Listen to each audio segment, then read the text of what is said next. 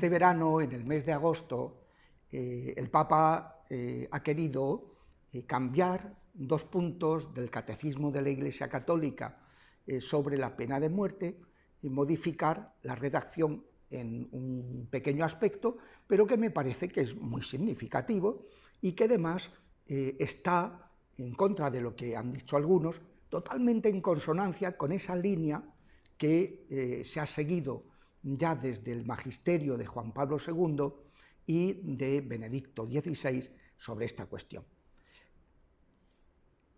El tema de la pena de muerte, desde el punto de vista de la doctrina de la Iglesia, siempre se ha planteado como una cuestión de que no es una excepción a la dignidad inviolable de la vida humana, del ser humano, y que por tanto hay que respetar su vida siempre, sino como una aplicación del principio de la legítima defensa, que es una cuestión distinta.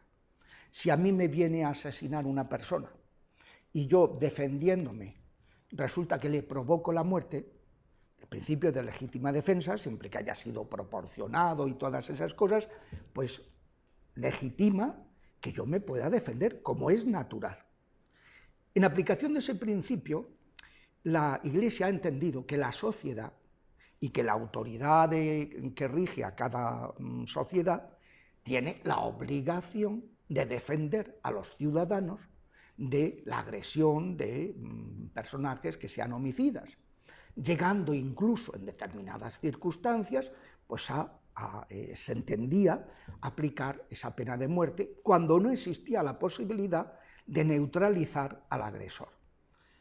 Estaba claro el principio de la dignidad inviolable siempre, incluso del agresor. De hecho, en la Biblia, y Juan Pablo II lo decía, cuando él hizo que se redactara el Catecismo de la Iglesia Católica, diciendo que la pena de muerte hoy día es muy difícil que se den las circunstancias que la justifiquen, pero podrían darse, todavía en esos momentos, me explicaba Juan Pablo II, pues el Papa citaba ese texto bíblico del Génesis en que Caín mata a Abel. Y entonces Caín le dice a Dios, ¿y ahora qué va a ser de mi vida? Porque todo el que me vea va a decir que este es un asesino, vamos a matarlo. Y dice, y Yahvé le puso una señal en la frente a Caín para que nadie mate a Caín. Nadie mate a Caín. ¿Por qué? Porque ese señor, a pesar de lo que había hecho, asesinar a su hermano Abel, sin embargo, seguía siendo hijo de Dios, seguía siendo persona, y no estaba justificado que nadie lo tocara, que nadie mate a Caín. En aplicación de eso, pues, el Papa Juan Pablo II explicó que así como antiguamente había muchos estados donde no había un régimen penal, no había unos medios económicos, no había unos centros penitenciarios para poder neutralizar a los agresores, y a veces pues, había que aplicar la pena sumaria, como pasaba en las guerras o lo que sea, y podía estar justificado. Sin embargo, que ahora mismo, ya en las actuales circunstancias de la sociedad, decía Juan Pablo II, que es muy difícil que se den esas circunstancias que justifican que la sociedad se defienda del agresor aplicándole, eliminándolo, la pena de muerte. Ahora ya, dando un paso más, el Papa actual, en el mes de agosto, envió pues, esta comunicación en la que pues, dice que la pena de muerte ahora mismo ya es inadmisible. ¿Eso significa que lo que ha enseñado la Iglesia fuera equivocado anteriormente? No, significa que han ido cambiando las circunstancias y ese principio que en su momento podía hacer que el principio de la legítima defensa, que pudiera justificarse la pena de muerte, sin embargo, al cambiar las circunstancias, no. Pongo un ejemplo. La visión de la importancia de la vida humana, del matrimonio, hacía que antiguamente, cuando se producía un embarazo extramatrimonial,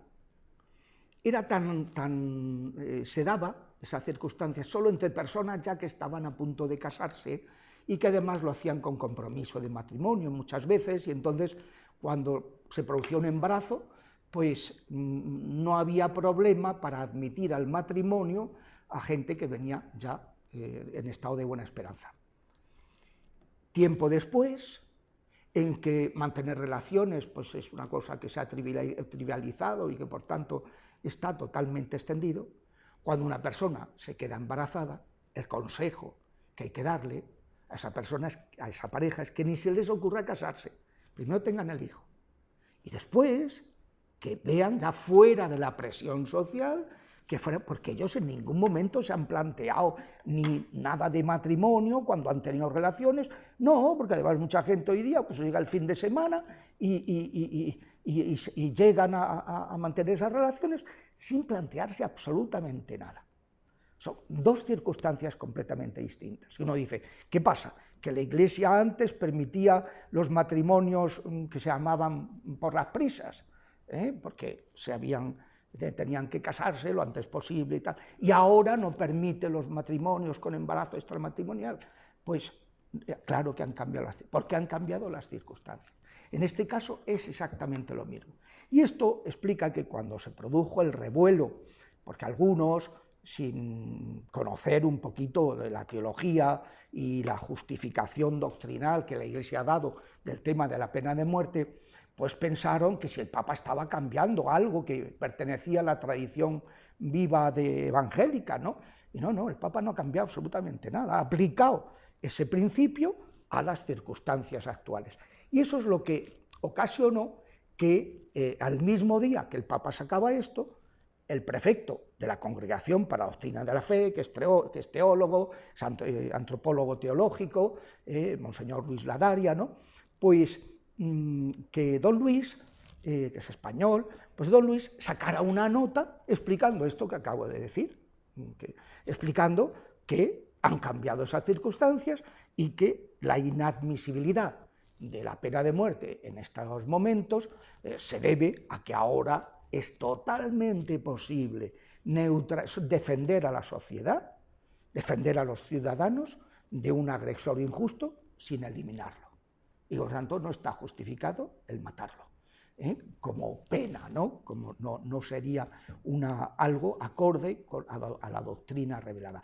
Y recuerda que los estados siguen conservando su obligación de defender, o sea, que el que se quite la pena de muerte, bueno, el que pueda ser legítimo el no aplicarla, o el que sea inadmisible aplicarla, no significa que los estados no tengan que ocuparse de defender a los ciudadanos, todo lo contrario, y además disponen de todo el sistema penal y penitenciario para neutralizar al agresor para que no vuelva a reincidir.